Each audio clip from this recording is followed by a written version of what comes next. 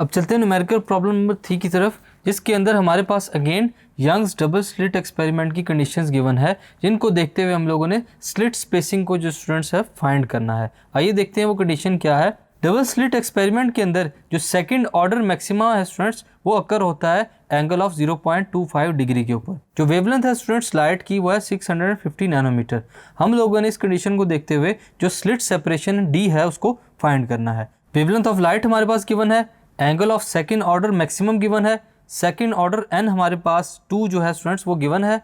Value जो हम लोगों ने फाइंड करनी है वो है स्पेसिंग बिटवीन स्लिट्स डी। आइए चलते हैं इसको फाइंड करते हैं। फार्मूला हमारे पास जो स्लिट स्पेसिंग के लिए यूज होता है स्टूडेंट्स वो क्या है, d sine of theta is equal to n lambda. Simple values को पुट करेंगे, d sine of 0.25 degree is equal to 2 multiply by 650 multiply by 10⁻⁹ हमारे पास वैल्यूज यहाँ पर पुट हो जाएंगी। So d then will be equal to 0.004363 is equal to 1300 multiply by 10⁻⁹।